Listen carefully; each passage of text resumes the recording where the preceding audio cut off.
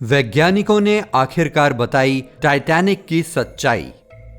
14 अप्रैल 1912 को रात 11:40 पर आरएमएस टाइटैनिक का भयानक एक्सीडेंट हुआ था, जिसके कारण 3 घंटे बाद उसका अंत हो गया। 15 अप्रैल की सुबह 2:20 तक अपने समय का सबसे बड़ा जहाज अटलांटिक महासागर की बर्फीली सतह के नीचे पूरी तरह से गायब हो गया था। पानी की कब्र में जाते हुए टाइटैनिक ने अपने साथ 1500 से ज्यादा लोगों की जान ले ली। ये जहाज पर सवार लोगों के 2/3 से भी ज्यादा है। एक आइसबर्ग जिससे जहाज टकराया इस भयानक डिजास्टर का कारण बना, जिसकी वजह से कई मौतें हुई, जैसा कि हमें हमेशा से बताया गया है। लेकिन वैज्ञानिकों की सबसे रीसेंट खोजों ने इस थ्योरी को खारिज कर दिया है। इस वीडियो में हम आपको वो पूरा सच बताएंगे जो 100 साल से भी ज्यादा समय से दफन है। 882 फीट 9 इंच लंबा, 92 फीट चौड़ा, 175 फीट लंबा और 46,328 टन यूजेबल वॉल्यूम के साथ टाइटैनिक इंडिस्ट्रक्टिबल लगता था। लोग उसके अनगिनत गलियारों और डेक्स पर मीलों तक चल सकते थे। यहाँ तक कि जहाज के ऑफिसर्स को भी इस ह्यूज कंस्ट्रक्शन के रास्तों को याद रखने के लिए 2 हफ्ते से ज्यादा का समय लगा। टाइटैनिक में 4 बहुत बड़े स्मोक स्टैक्स थे। उनमें से हर एक का वजन 60 टन था और वे डेक से 81.5 फीट ऊपर उठे हुए थे। पैसेंजर्स को हर दिन 100 टन कालिख में ढकने से बचाने के लिए इतनी ज्यादा ऊंचाई जरूरी थी। स्मोक स्टैक्स को और भी ज्यादा आश्चर्यजनक और शानदार दिखाने के लिए 30 डिग्री के एंगल पर लगाया गया था। जहाज की कीमत भी कम आश्चर्यजनक नहीं थी। इसके कंस्ट्रक्शन में $7.5 मिलियन लगे थे। अगर हम मॉडर्न एक्सचेंज रेट्स और इन्फ्लेशन को ध्यान में रखते हैं तो 2016 में इसकी लागत $166 मिलियन होती, जो कि सरप्राइजिंगली 1997 में बनी वर्ल्ड फेमस फिल्म टाइटैनिक के प्रोडक्शन के मुकाबले में सस्ती पड़ती, जिसकी लागत $200 मिलियन थी। हॉलैंड और वोल्फ शिपयार्ड ने जहाज बनाने के लिए 3000 आदमियों को लिया था। एक बहुत बड़ी लेबर फोर्स होने के बाद भी, जो हफ्ते के 6 दिन सुबह 6 बजे से काम करती थी, फिर भी इस मॉन्यूमेंटल टास्क को पूरा करने में 26 महीने लग गए। ये कठिन और खतरनाक काम था। एक 20 मंजिला बिल्डिंग की ऊंचाई पर बिना सेफ्टी रोप्स के काम करने के बारे में इमेजिन करें। लेकिन इन लोगों को अपने परिवार को सपोर्ट करने के लिए पैसों की जरूरत थी। बिल्डर्स को एक हफ्ते में 2 पाउंड मिलते थे, जो सुनने में ज्यादा नहीं लगते, लेकिन तब ये एक कॉम्पिटिटिव वेज था। दुर्भाग्य से बिल्डिंग प्रोसेस के दौरान 8 लोगों की मौत हो गई और 246 घायल हो गए। इसलिए ये समझना असल में बेहद मुश्किल है कि इतना कॉम्प्लेक्स सिस्टम, जिसे बनाने में इतना काम, मेहनत और पैसा खर्च हुआ, बस एक आइसबर्ग के कारण डूब सकता है। खैर, नई खोजों से हमें यह पता चला है कि तबाही का असली कारण बर्फ नहीं बल्कि आग थी।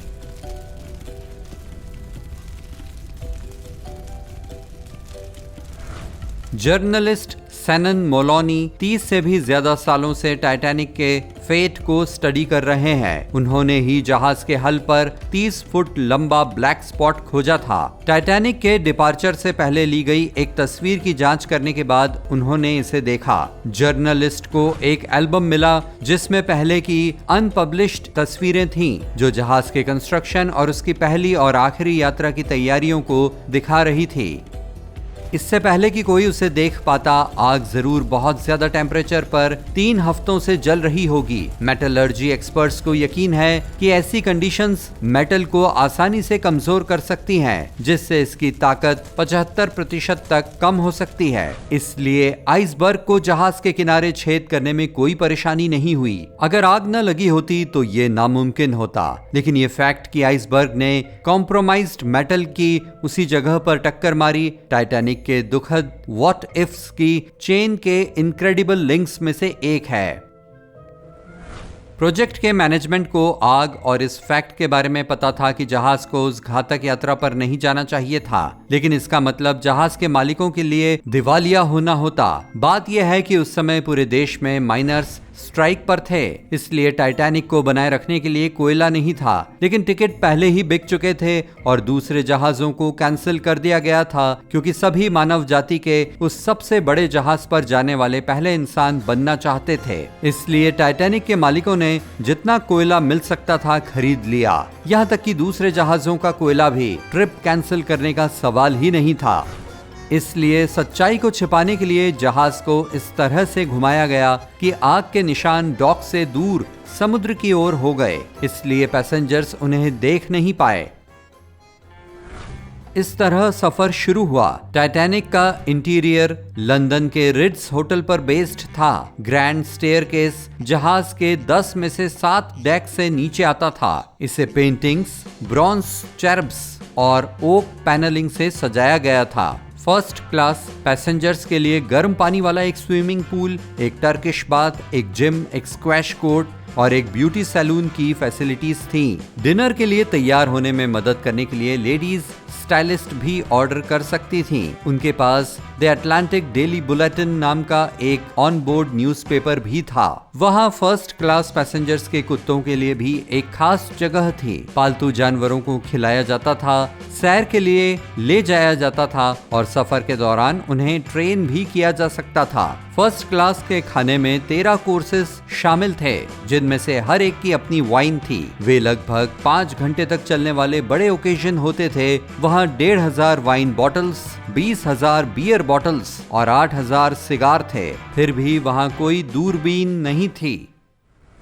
ये फैक्ट ध्यान देने योग्य क्यों है? क्योंकि दूरबीन होने से टाइटैनिक को बचाया जा सकता था। यहाँ दुर्भाग्यपूर्ण घटनाओं की श्रृंखला में एक और ट्रेजिक कोइंसिडेंस है। उस समय सोनार सिस्टम नहीं था, इसलिए खतरों का पता लगाने के लिए कुछ खास लोग दूरबीन का इस्तेमाल करते थे। लेकिन टाइटैनिक पर दूरबीन को एक स्पेशल कंपार्टमेंट में बंद कर दिया गया था। लॉकर की चाबी रखने वाले एकमात्र व्यक्ति सेकंड ऑफिसर डेविड ब्लेयर को लास्ट मिनट में रिप्लेस कर दिया गया। वो जहाज छोड़ने की इतनी जल्दी में थे कि वो अपने रिप्लेसमेंट को चाबी सौंपना भूल गए। इस घातक भूल का पता केवल 3 दिन बाद चला, जब जहाज समुद्र में जा चुका था। अगर क्रू को दूरबीन मिल जाती तो वे आइसबर्ग को पहले ही देख लेते और एक्सीडेंट से बचने के लिए उनके पास पूरा समय होता।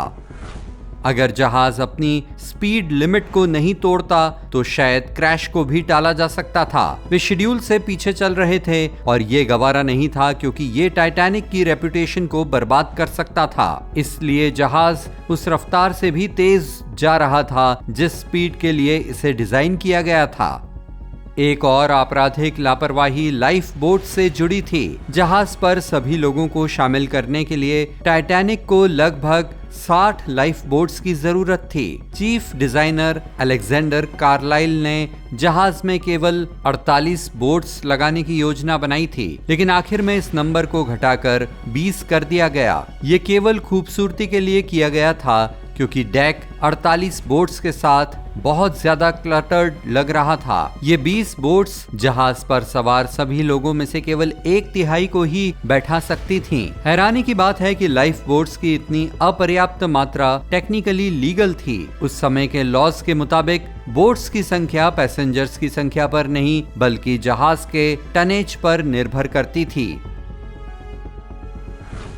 इसके अलावा टाइटैनिक के कंस्ट्रक्शन के समय ओशन लाइनर्स पर लाइफ बोट ड्रिल्स एक स्टैंडर्ड प्रैक्टिस थी। इस तरह क्रू पैसेंजर्स को इमरजेंसी के लिए तैयार कर सकता था, लेकिन टाइटैनिक पर इस तरह की ड्रिल कभी नहीं हुई। कैप्टन एडवर्ड जॉन स्मिथ ने टाइटैनिक के डूबने के दिन की सुबह शेड्यूल्ड ड्रिल को कैंसिल कर दिया था। उनके इस डिसीजन के कारण को कोई नहीं जानता, खास तौर से इस फैक्ट को कंसिडर करते हुए कि दूसरे जहाज आसपास के पानी में बर्फ के बारे में वार्निंग्स दे रहे थे। शायद यही कारण है कि स्टैंडर्ड 10 मिनट के बजाय लाइफ बोट्स को लॉन्च करने में क्रू को आधे घंटे से ज्यादा का समय लगा। कुछ लोग कैप्टन स्मिथ को लाइफ बोट्स के पहले बैच को आधा खाली छोड़ने की इजाजत देने के लिए भी दोषी ठहराते हैं। 65 सीटों वाली पहली बोट में सिर्फ 27 पैसेंजर्स थे। वे पूरी भरी क्यों नहीं थी? शुरुआत में लोग जहाज छोड़ने से हिचक रहे थे और उन्हें नहीं पता था कि वे बहुत बड़े खतरे में हैं। 2012 में रिसर्चर्स ने पाया कि कैप्टन स्मिथ नेविगेशन में अपने पहले एग्जाम में फेल हो गए थे। आखिरकार वो पास हो गए, लेकिन कौन जानता है, शायद इसने भी डिजास्टर में अपना रोल निभाया हो। जैसे जैसे टाइटैनिक डूब रहा था, क्रू ने कई डिस्ट्रेस सिग्नल भेजे। हालांकि पास से गुजर रहे एक जहाज कैलिफोर्नियन ने आसमान में मारी गई इमरजेंसी फ्लेयर्स को नजरअंदाज कर दिया। इस फैक्ट के सामने आने के बाद कैलिफोर्नियन के कैप्टन ने बाद में अपनी नौकरी खो दी, लेकिन मॉडर्न रिसर्चर्स उसकी बेगुनाही साबित करने में कामयाब रहे हैं। खैर, देर आए दुरुस्त आए।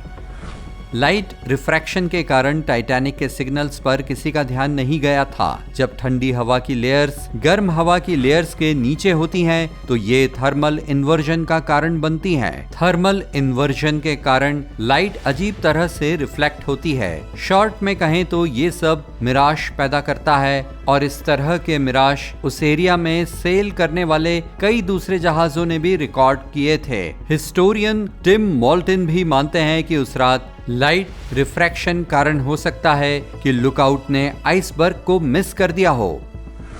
क्रिमिनल नेग्लिजेंस, ट्रैजिक और अनफॉर्चुनेट कोइंसिडेंसेस की चेन, आग या बर्फ, जो कुछ भी था, उसने सैकड़ों लोगों की जान ले ली, और ये आज भी वैज्ञानिकों के दिमाग को बिजी रखता है।